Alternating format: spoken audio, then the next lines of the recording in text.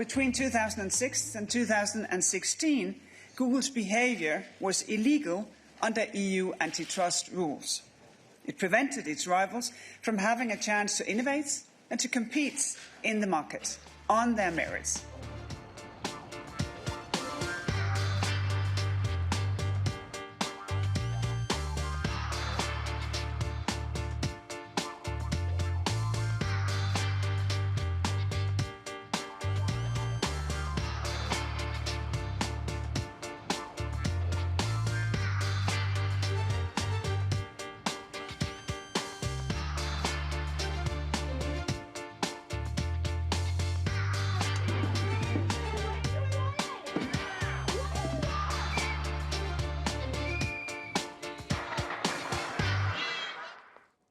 Well, for more, let's go to Santosh Rao. He's head of research at Manhattan Venture Partners in Princeton, New Jersey. Welcome back to the program, Santosh. Now, the Justice Department is arguing that Google is strangling the competition in several ways. It's identified one of those, alleged methods, and it says that Google is forging unlawful deals with mobile phone manufacturers, carriers and browsers in order to maintain Google as their default search engine. Do you think there's any truth to that?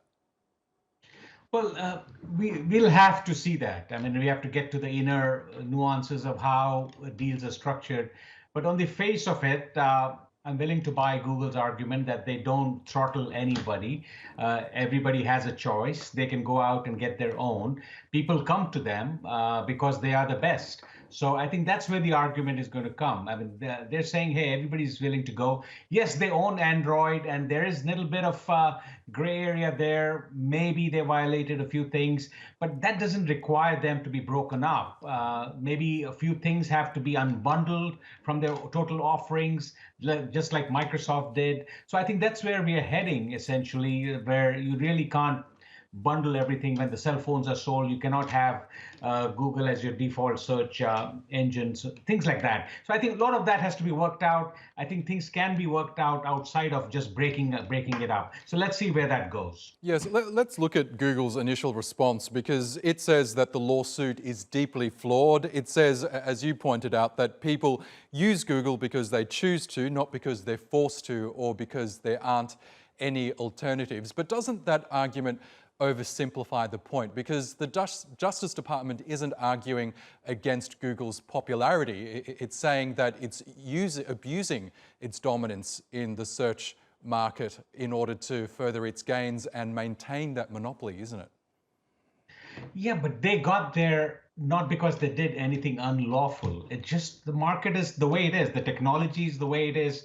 So I think it's a whole different thing. I think you have to start looking at these technology companies, these new developments, this competitive marketplace in a different light than the old laws for the old industries.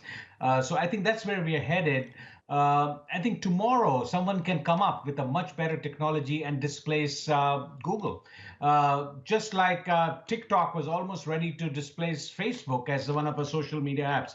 So you have these new things coming up all the time, and Google is just out there defending itself, growing well, executing well. So I mean, they may have violated a few things here and there. They maybe a few guardrails need to be put. Like I said earlier, you need to unbundle a few things, the way they have distribution agreements and all that. Maybe no exclusivity and a few other clauses in there.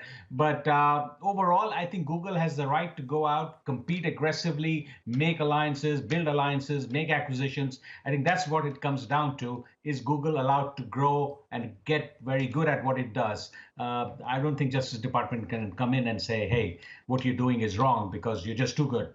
Now, this lawsuit comes just weeks after the Democrat-controlled Congress released the findings of its own investigation into the big tech sector. Now, it ultimately found that there were instances where these companies are abusing their dominance, including Google, and even suggested the prospect of perhaps breaking up some parts of their businesses.